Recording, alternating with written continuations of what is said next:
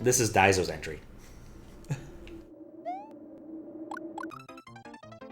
Which is why you have to be careful about these things, because 1, there's no spin jumping. 2, you have to wait. 3, goodbye door. Buffer jump. I tested this one, and it was cool. It is indeed the gimmick.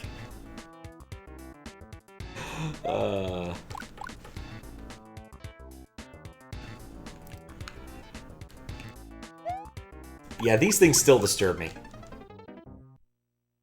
Like, I think I get what Daizo was going for, but still, these should haunt your nightmares for the rest of eternity. If I remember correctly, there was one change he did make based upon my feedback, was allow regrabs to work properly, even though, as I learned today, Louis Doucet does not care for the word regrab.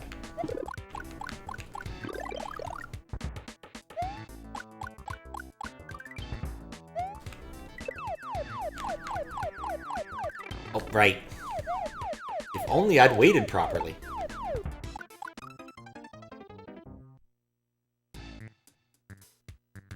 Careful.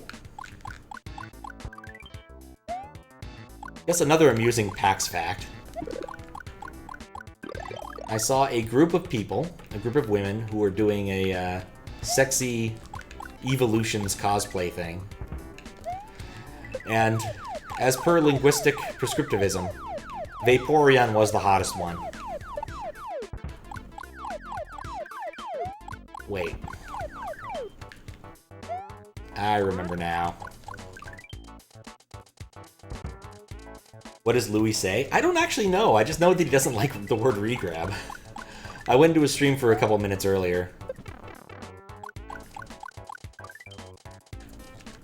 Because I was doing something else and got distracted. I assume he's still at the same place, actually. He was in a rough Kaizo level where you don't get to use any of your buttons. It would not ultimately surprise me if he's still there. Other things I saw at PAX. I got to see a game I saw at PAX 2 years ago. And it has, in fact, evolved since, which was kind of nice. Fuzzin' Chucks. Yup. You can't trust those fuzzy chucks. I was thinking I can do this without falling with... Oh, never mind. That's terrible. Oh, yeah. No, that's terrible. How you doing, Hallelujah? I was even thinking about the note collation thing, since I had, like, a pocket full of all of the random bits and bobs. Doing good, painting more minis. Nice.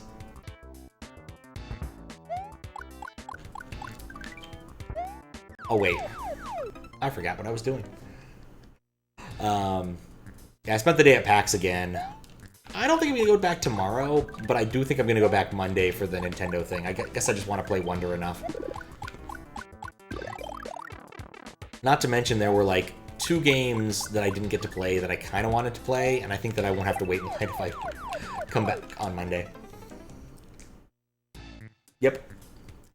Warhammer actually had a non-trivial amount of space at PAX. Apparently they're making some sort of game based on Rogue Trader, which I know is a, like, pen and paper aspect of Warhammer. There's 2 pen and paper aspects of Warhammer. I don't remember what the other one is. There's Rogue Trader and something else. Yes, you're 100% correct, Kappa. You can't jump until the game says you can jump again, and the timer in the right bottom corner is telling the truth. There's always a million new Warhammer games, yeah. The other, like, big pen and paper to, I think... So I wasn't quite clear on this. Apparently Vampire the Masquerade had some sort of game that might have also been just like a, I don't know, like, tablet accessible way to make it easier to GM. I'm just not sure. I wasn't willing to wait in line to find out, to be honest. But they had a really big booth. To be fair, so did Cheez-Its. That's not how you do that part.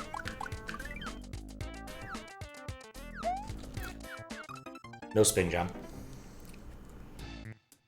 Vampire scrapped a VR MMO at one point. Have a VR game? Yes, there was VR aspect to it. But I think there were other parts to it too. Like I watched some people playing what appeared to be possibly a board game, or was just like a pen and paper aspect to it. There were. What am I doing? I just keep forgetting what I'm doing. How you doing, Luis? Got Warhammer Fantasy Armies. Only thing you're missing is Marienburg Landship. This is so far out of my Warhammer experience. Maybe one day I'll know something about it. Were you a judge for this one? You weren't in this one, but you had a question about this entry? I was not a judge in this one. I'm just playing these for the sake of playing them after the fact. The last one I judged was the 24-hour contest, which was pretty good, actually. This is Daizo's entry, so I would say if you have a question about this entry, I'd direct it to Daizo, but I might be able to answer it.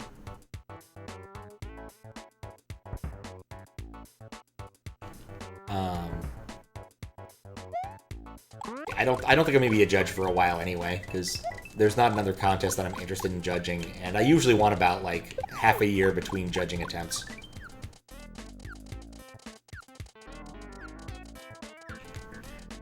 Does one even do this? Wait. No, buffer jump, I can't do that.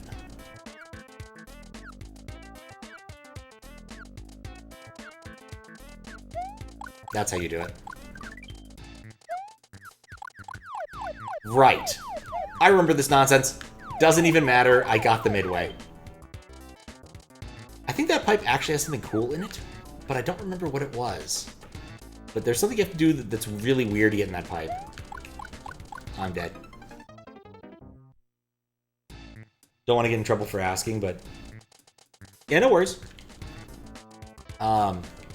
Like...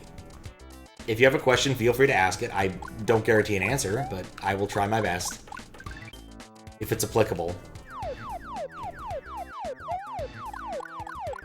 And I know the answer.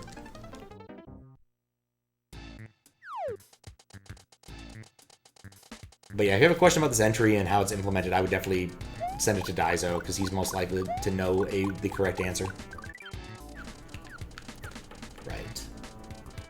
I tested this one. I tested a bunch of CLDC levels, like 4 or 5. And I've played, I think, all of them now, the ones I tested. Seems strange for some reason, didn't play it. Daizo's pretty okay at ASM. Wouldn't say it's his wheelhouse, but he's gotten quite good at it. Like, he's not a trained computer programmer by any means, but he's gotten quite good at ASM in the hacking sense. Don't want to diminish his skill, but he's pretty good. The thing about, like, ASM is certain small things you want to do are not all that difficult, and once you sort of apply that inductive reasoning, you can kind of get pretty far into hacking. Just, it's all small things.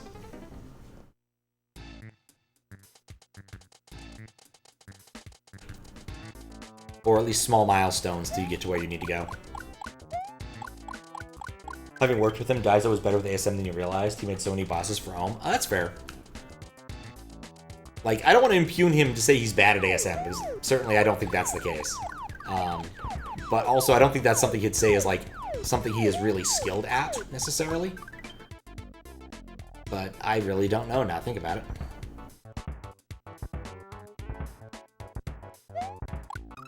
Nuts.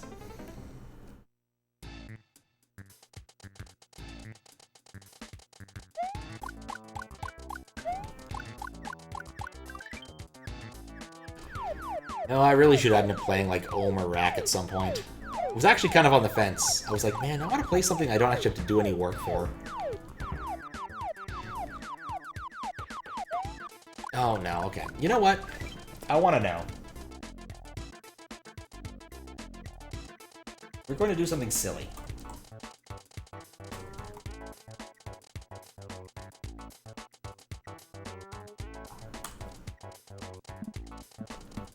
Because I want to know what's in the pipe.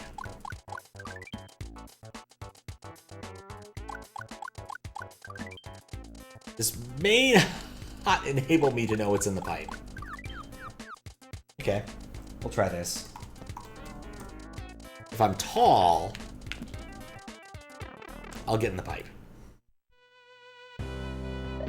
HLDC canned. Oh yeah, that was really a bummer. It really was a bummer. You know, but how does he make it seem strange and still get a score? You know, that's a question for him. I don't have a good answer. Love to collect Horrid Overlords. Oh, I skipped part of it. I don't want that. No, I want to beat the level legit. Ah, crap. That's what I get for screwing it all up. Yeah, okay. Nope.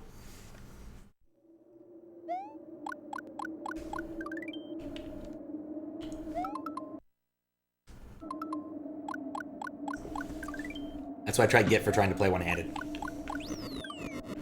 New dwarfs.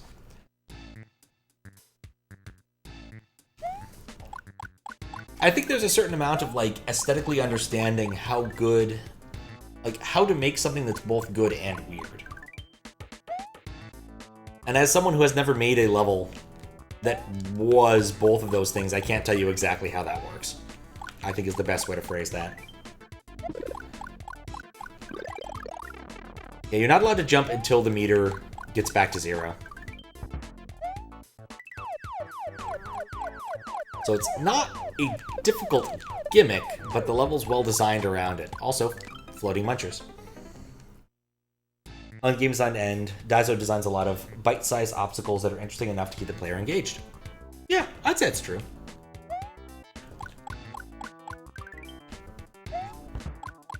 There's a phrase that's often used in, like, show business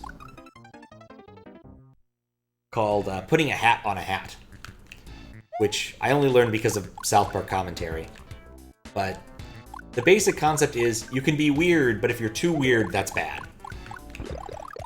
And the South Park guys were explicitly referring to their episode where their character Towley, who is a sentient, technologically advanced towel, gets involved writing his memoirs, and Oprah's orifices have some sort of rebellion against Oprah, is probably the most genteel way I can put it. It's a weird episode. Level about a dark hole and outdated by... No comment about troll faces. I thought about playing Jump today. Like I said, I wasn't really sure what I wanted to do. I was kind of on the fence. How you doing, Aerosoft? I did see another, crap. Another Wario, like, 3 or 4 inspired game at PAX today. It was kind of interesting. Invisible Mario levels might be your most disliked design ever. Huh? Don't watch South Park? Oh no, even if you did watch South Park, you probably wouldn't have encountered this specific one. It wasn't a very good episode. Anton, there we go. You know what? You beat me to it. Yeah, I had fun playing Anton. Watch the ways Pat dies from not assessing the obstacles. You'll see the appeal of Daizo's design. Yeah. Yeah, Anton was fun. I think that the, there's probably a little bit of kind of bizarreness of having a drunken Irish guy as your protagonist, but it's probably okay. It's probably okay. But yeah, it was fun. Had fun playing it. I didn't quite grok the controls entirely. They had like a aspect to like parrying that I missed, but the level was still the level that they had demoing was still completable. So I just said okay, whatever, and went ahead with it.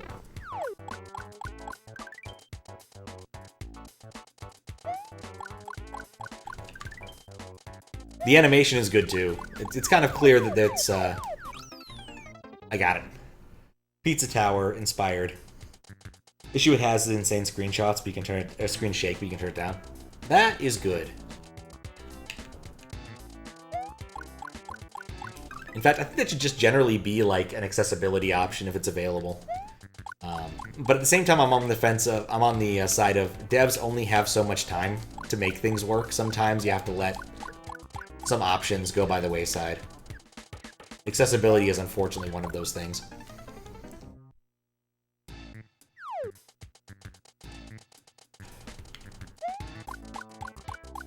Whenever I see people complain about something not having enough accessibility, it's like, you know, I can easily see this as being an option of I either have other cool things in my game that people will play and know about and talk about, or accessibility options.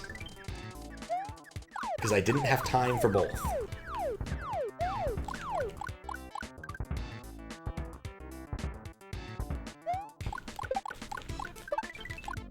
Okay.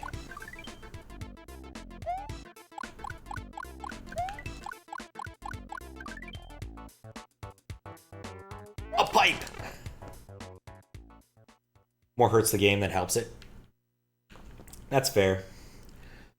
I will say that it definitely made it more annoying when I was trying to read bits of Final Fantasy V recently.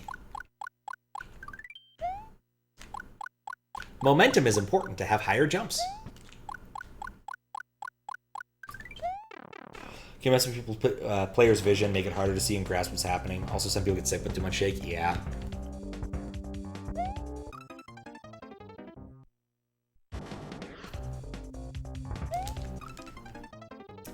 This... How much time do I have between jumps here? 10 seconds. Okay, you just have to go for it.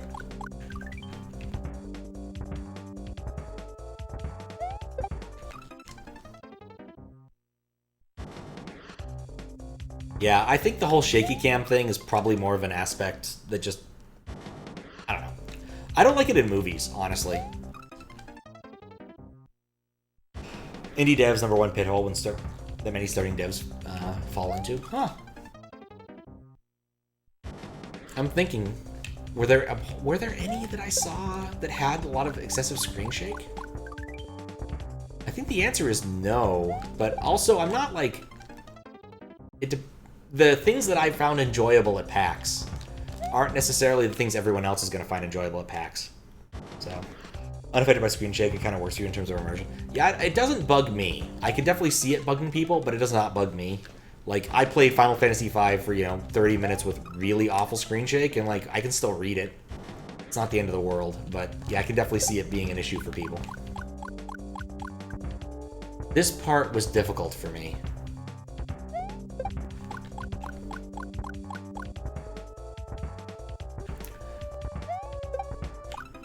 Nope. Depends on how it's executed and how people feel about it. This part seems really difficult, which I was strange and you didn't play it. Okay. Yeah, when I played this, I think this was the section I spent the most time on when I tested it.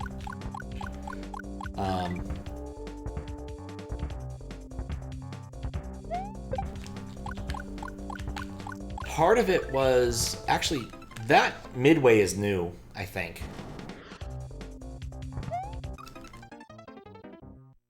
Overdone cinematic sequences, yes.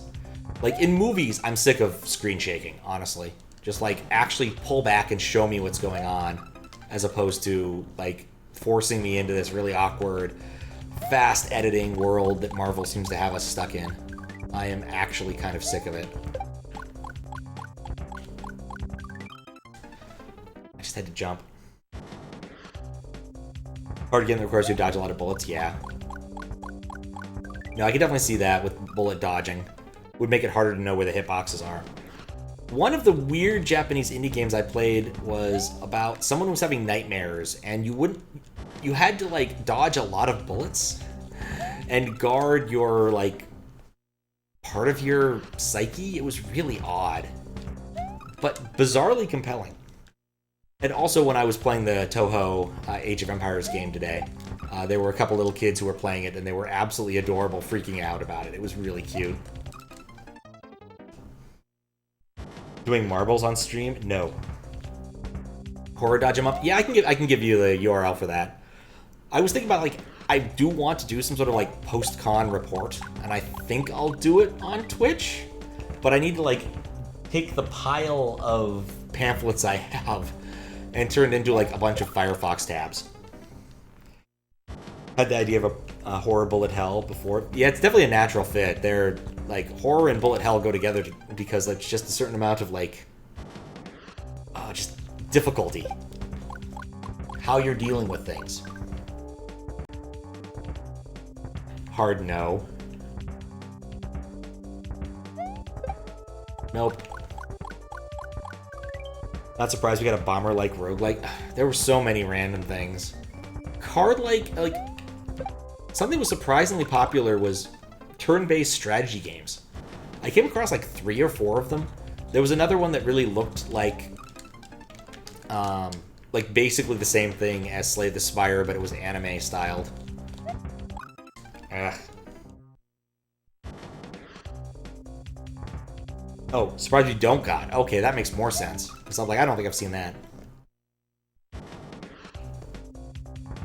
TBS is in Renaissance at this point.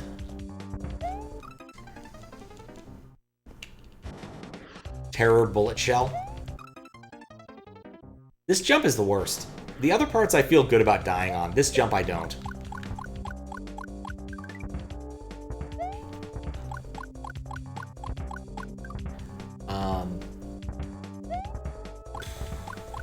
That was just bad jumping.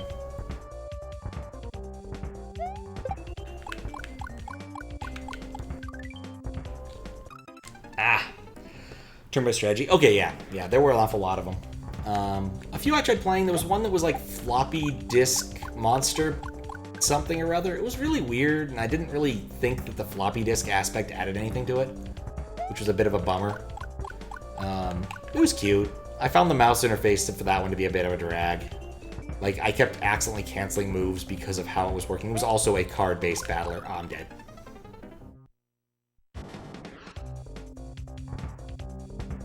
Like I said, I should do a report after I, like, collate all the notes and stuff. Does combining enemies or stacking enemies help you, or does it depend upon how you do it? There was a Dr. Kaizo Mario entry in Maggle 4, but you thought Dr. Kaizo Mario wasn't allowed and tried to find a video. Here's the problem with like, Dr. Kaizo Mario, or Kaizo Mario in general, is like, you ask 4 people, you get 5 definitions of what Kaizo is. And so whether or not something is Kaizo is a little bit of an eye of the beholder thing. There's certainly, like, aspects that you can say are distinctly Kaizo, but, like, it's not easy to say necessarily this is Kaizo or this is not Kaizo, depending upon the entry.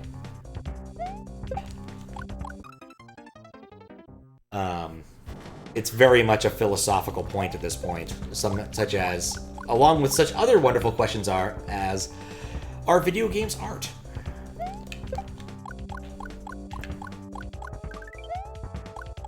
Okay, there we go. Made progress. Oh, right, this part. Okay.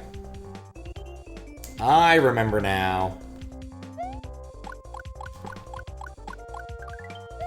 Yep, so this is the one thing Daizo changed, as I'm demonstrating repeatedly. The holding jump off of the bouncy note block. Previously, the amount you pressing B made no change, and then he made it so that holding the B button made a change, made it faster, made it jump higher. That was my one contribution to this for testing. Kaizo was whatever SMW Remix is labeled as. Classify it by the number of pain your hands feel. You know, the thing is it ultimately, Fries, that's pretty much where I'm at. Does this level make my middle right finger hurt? It's probably Kaizo. It's not a great definition by any means, but it kind of works.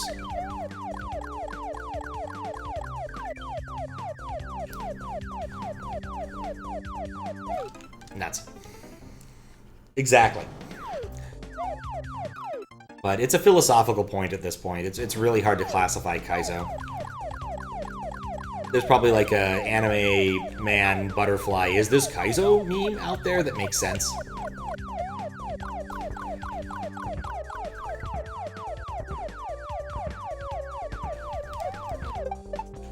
Oh, I got lucky there. 100%. Alright, I remember this.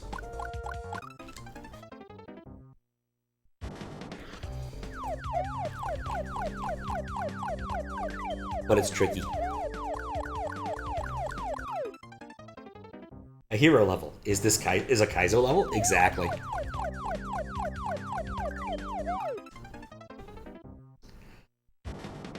Really weird level, but it did really well. Daizo has an affinity for weird. I really wish I could describe it better, but like, just in general, he has an affinity for weird but good. It's just his nature. If you've played his other stuff, it kind of makes sense. But I cannot begin to explain the makings of Daizo's mind in this case. It's just how he be. The analysis of what makes something exactly tick is not easy and often is disappointing, I guess might be the right way to phrase it. There's a quote about analyzing humor, which is analyzing humor is like dissecting a frog. It's not funny, and the frog dies.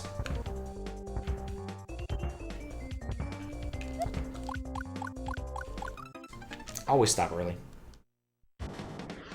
Forget who it was. It wasn't Daizo. I mean, sure, but the same principles apply to anyone else. Especially for people who are in Raukau's community. I'm pretty sure weirdness is just encouraged in Raukau's community. I'm not going to say it's discouraged in what passes for mine, but Raukau is a weird guy. Something, something, something, cat planet.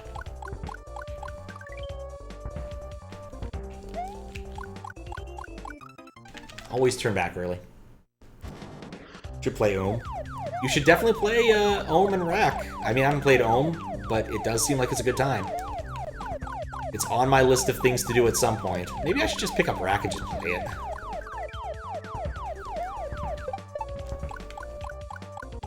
Maybe after I'm done with this.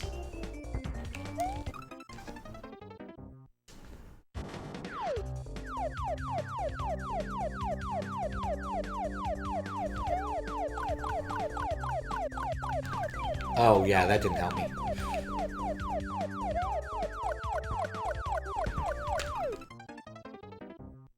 Play the Ohm, and lastly, Yak. Thank you. Thank you, Max. You're making it easy for everybody. I have to wake up too early tomorrow. Alright, well, sleep well. No worries. You don't have to apologize for going to bed. I certainly don't. Typically. I think that's a good... Now I don't even know who to believe! Mirror, mirror on the wall. Who's the shitpostiest of them all?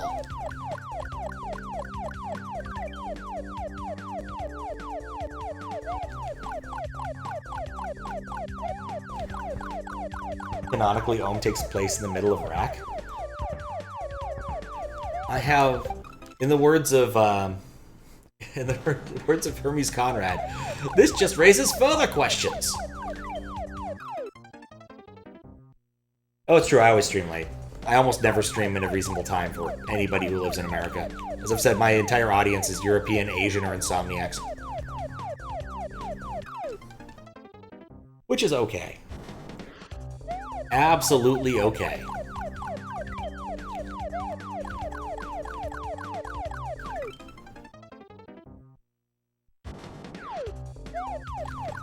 It's just the nature of the beast, and how I sleep too. Like, in an ideal world, I'd probably go to bed a lot earlier and, like, go to PAX tomorrow. I'm not gonna go to PAX tomorrow. Instead, I'm just gonna go on Monday. Too late. Haven't found your hack so far. Alright, if I meet you in person, will you admit to which hack you've made? Because that's an incentive, I'll tell you that. I will not reveal this unto anyone else. But I want to know the truth.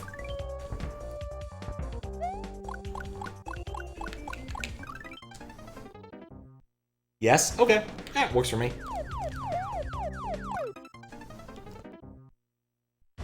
Works for me.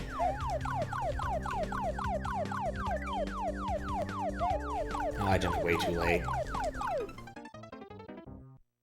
Another incentive to go to Europe, I suppose. I was actually thinking about, like, travel for this next year coming up. Need to figure out what I'm going to do about that. Has to be real Pat, not a double. How would I even prove that?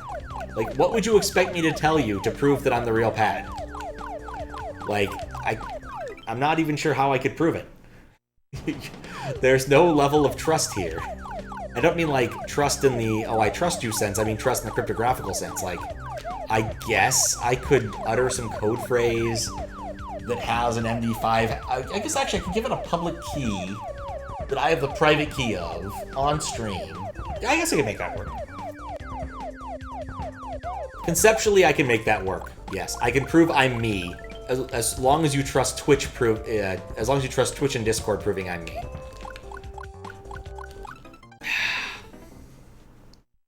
ID. Nope. Clearly, the right answer is cryptography. Possibly involving some sort of blockchain, maybe. Probably not involving some sort of blockchain. But no, easy answer is I sign something cryptographically, or I sign something on stream and can unsign it in real life. Is the easy solution.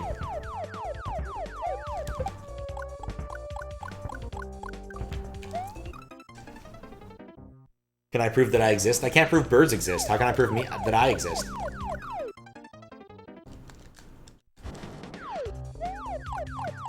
Clearly, this is a problem for philosophers and not for Twitch streamers. Or random SMW players. That's not large enough to be a reasonable cryptographic signature. In fact, I'll point out that my public key is actually pretty well known. If you look on GitHub, you could just grab it if you wanted. So I could easily demonstrate that I have access to that public key, and that would be good enough, I think. Or the private key to that public key. Because if you didn't know this already, if you use a SSH key for GitHub, it's published if someone knows your GitHub username. And you can just grab it and find out whether or not your key is unfortunately deficient, as an awful lot of other people discovered. Something, something, something Debian. Or, let's get rid of a source of randomness that wasn't a very good source of randomness, but was in fact a source of randomness. Such an embarrassing mistake.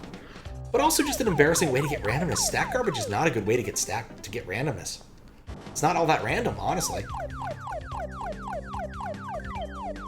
You can't trust stack garbage. Because it's actually garbage. The more you know!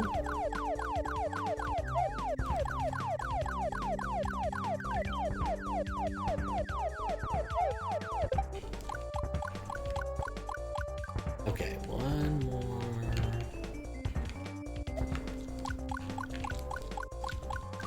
There we go. I felt it. That was clearly the one. I really hope I don't do the up pipe again.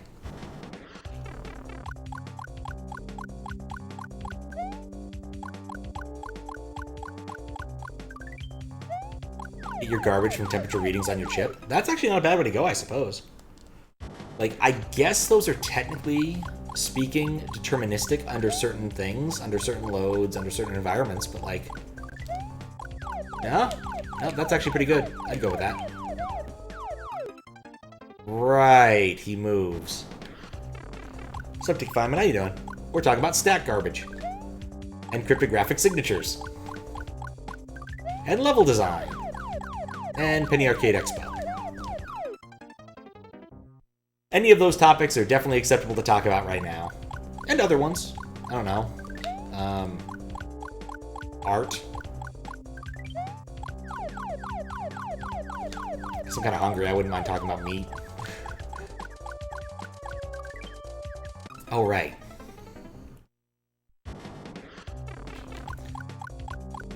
But yeah, the fact these are bite-sized, I think, is really an important aspect of the level design here. There's not more than like 4 obstacles between here and there. And that makes a difference in terms of like how you view how a given level, how this given level works.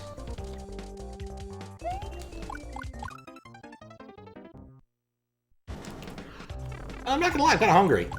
There is some sort of barbecue restaurant vaguely near South Lake Union that I could smell, but I couldn't locate, and I was really hungry upon leaving.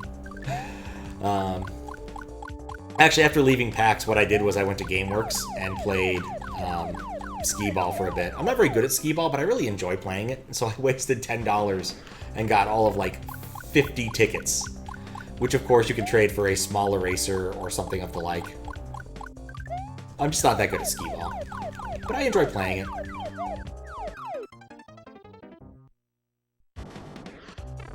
And it's like a block away from part of the venue for PAX. So one of the weird things about how Seattle's trying to like set up its conference center thing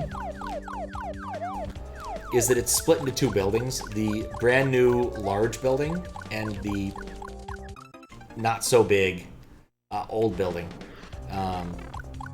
And PAX had some of the expo floor, i.e. where the games and things are, in the old building, except the old building was also occupied by Nintendo. So, like, Nintendo had a good chunk of it. It was just weird. Not sure I liked it. PAX is still smaller than it was in its heyday, but I imagine a couple more years and it'll grow back to pre-COVID sizes. Which I hate to use that phrasing. Go in the door.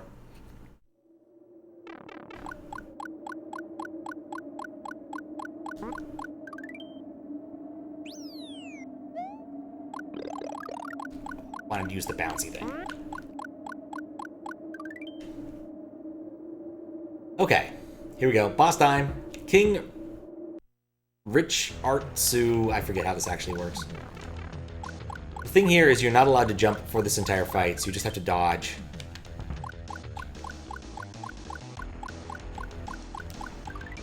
Oh, you are allowed to jump. I just didn't jump very well.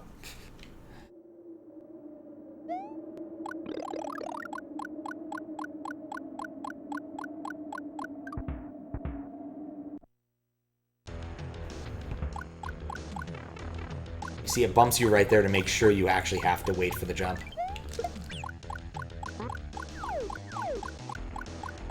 Okay.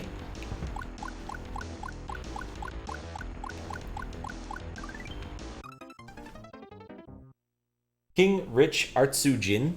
That might be the name. I didn't read it fast enough either time. I guess I could pause. King Rich Artsujin. Yeah, I'd say that's very accurate. There's the small pause for the music change.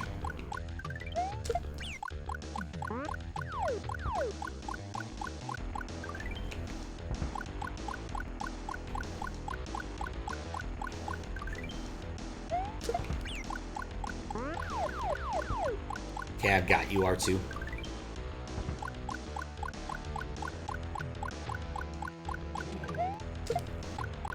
Well, I don't have him now.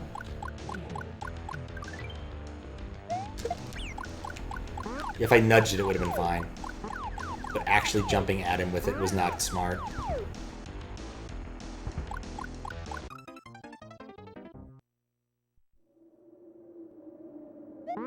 Still, cool boss.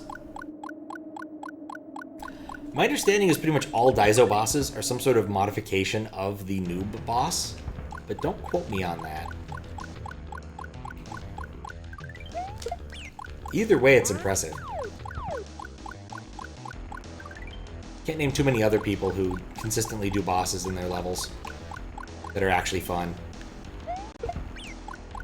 You know, especially with standard moderation. There's some people I know who can make really cool bosses, but, like, they don't make bosses for standard typically. Like, Kaizo Man definitely does not use his talents for standard stuff, as far as I know. This World Peace does, but World Peace is World Peace. You never know what World Peace is gonna do.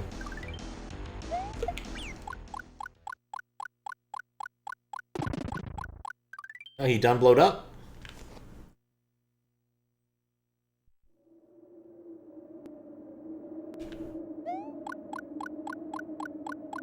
I know better. Nice try, Daizo. Nice try.